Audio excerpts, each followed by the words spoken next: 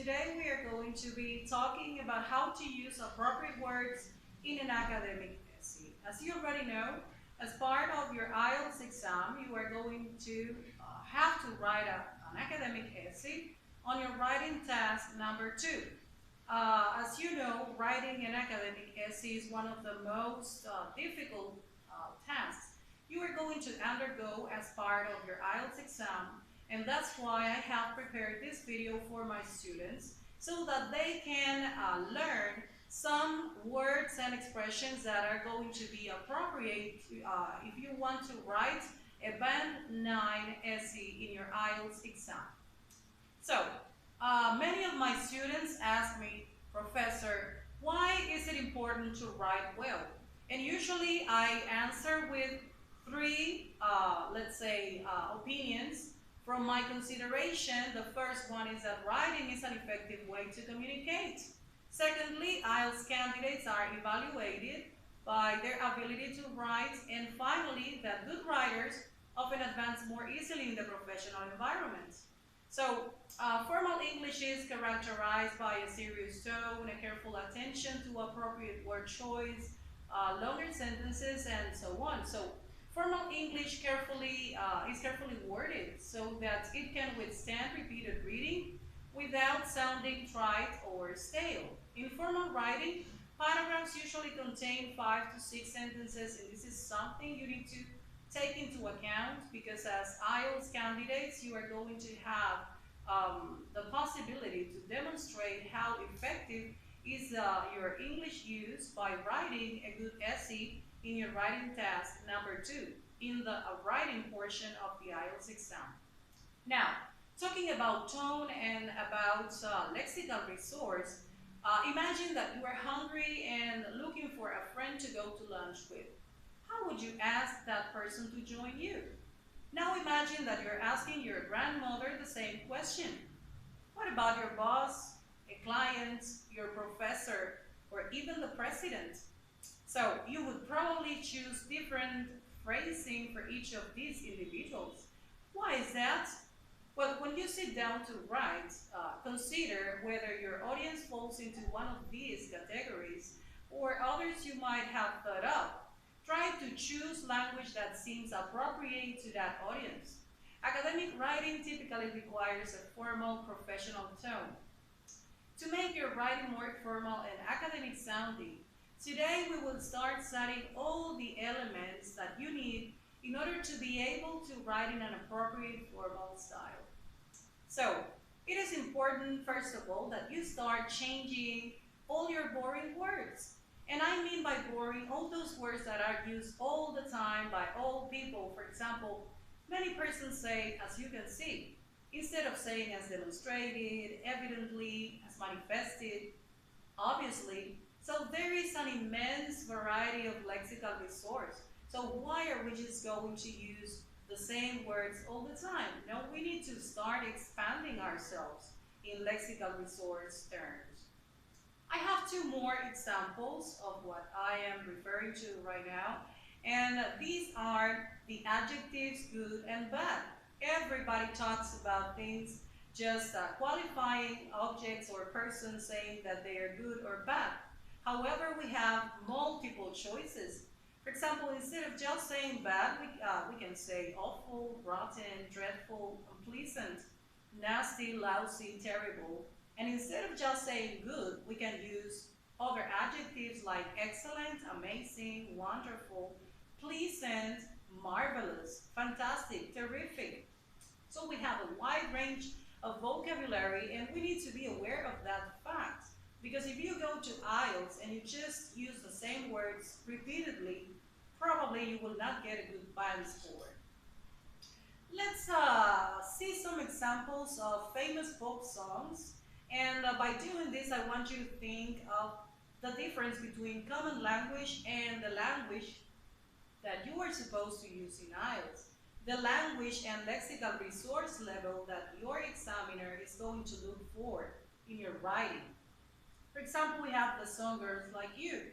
And this is a very good phrase. It is very sticky because you know that pop songs are intended to be sticky so that people learn them very fast and sing them all the time.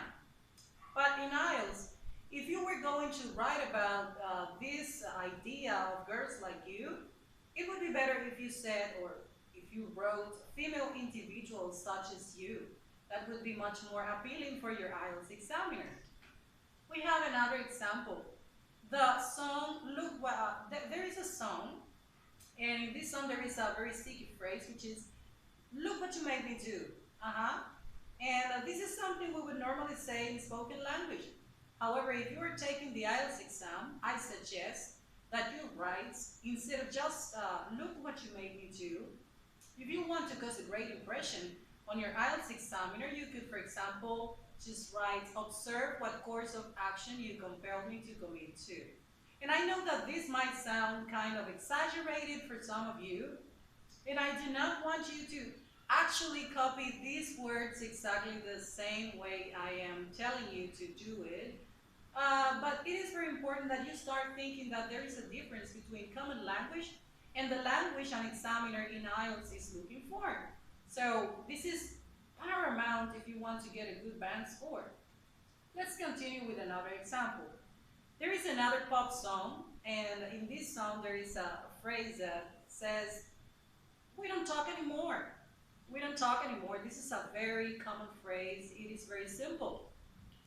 Nevertheless, if you are taking the IELTS exam, instead of just writing, we don't talk anymore, why don't we think of other words or lexical resources that might cause a better impression on the IELTS examiner?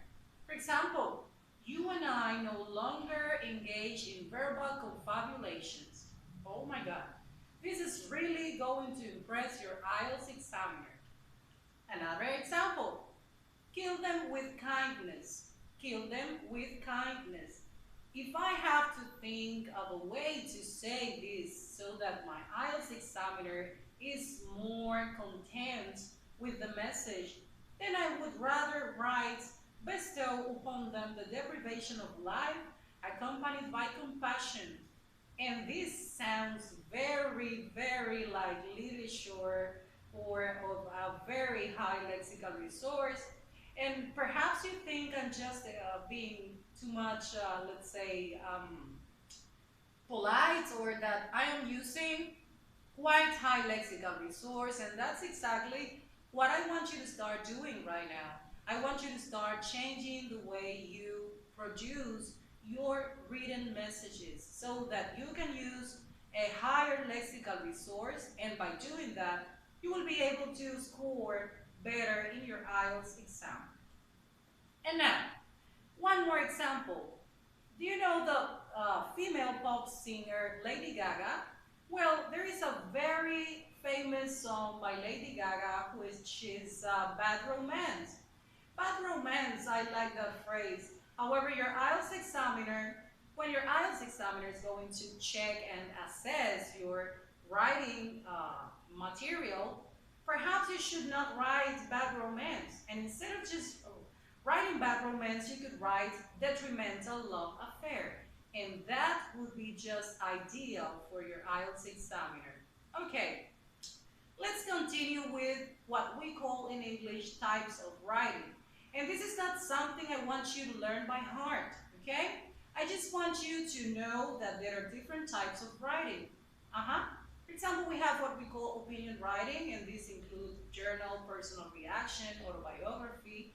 We also have business writing, which includes resumes, business letters, business reports, memos, and emails, as well as what we call other types of writing.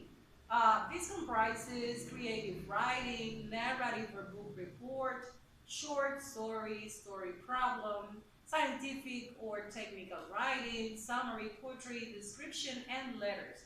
And finally, and the most important for you and for this lesson, we have what is known as supported writing. And within supported writing, we have biographies, we have term papers, we have essays, which is what we are just talking about, which is what you are going to do in your IELTS test too. Within essays, we have many types of essays, especially in IELTS. We have analysis essays, cause effect essays. We have classification and definition essays. We have process essays, argumentation essays. So